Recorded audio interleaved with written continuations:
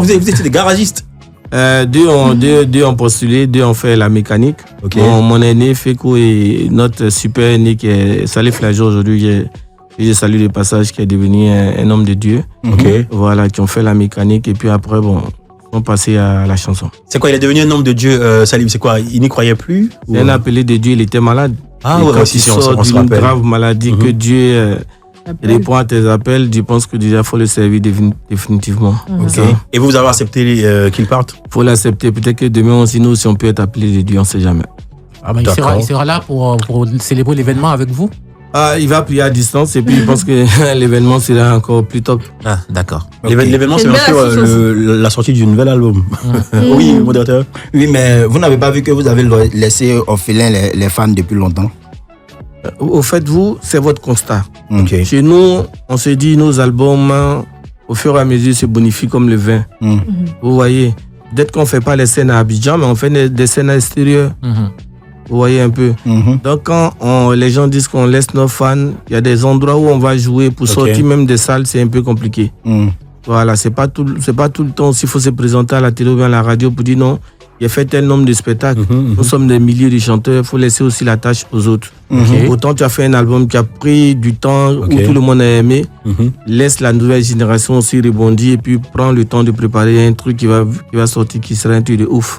D'accord. Voilà, justement, tu as parlé de la nouvelle génération. C'est quoi ton regard sur ce qu'ils font comme musique, comme mixage, comme brassage musical? Je pense que c'est une continuité. Ok. Mais attends, chers auditeurs, je pense que cette séquence-là, vous allez la voir à la télé. Il en parle et il a un petit sourire au coin là.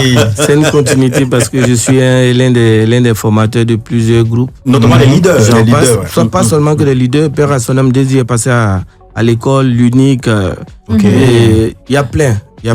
Voilà. Donc aujourd'hui, c'est une fierté parce que moi, je me dis, en Zouglou, il n'y a pas de génération. S'il y avait des générations, c'est-à-dire nos aînés, on n'allait pas les appeler des doyas. C'est une continuité de la chose. Il faut encourager les jeunes gens à pouvoir faire mieux. Seul le travail avec les thèmes bien appropriés peuvent relancer encore le mouvement. Et si on doit parler des trucs de médiocrité, ça... Mais justement, quel est ton regard que Lago Poulain fait sur ces jeunes-là?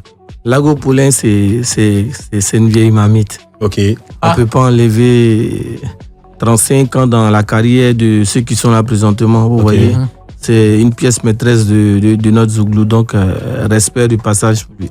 Respect du passage pour lui, mais je dis, tu abondes dans le même sens que ce qu'il dit ou toi, tu ne te reconnais pas? Moi, j'ai une autre vision.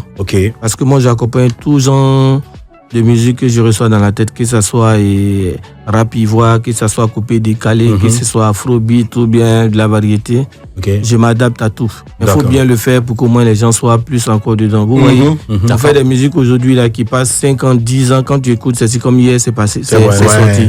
Aujourd'hui, quand on fait une chanson 2 semaines après, il y a un autre événement qui surgit là-bas qui vient faire tout, donc c'est compliqué. C'est vrai. Ricky? Oui, après moi je parlais il a dit que dans les Zougou, il n'y a pas de génération. Chez moi. Oui, mais il y a une nouvelle génération. La jeune génération d'aujourd'hui, je vais dire, se proclame de la nouvelle génération du Zouglou.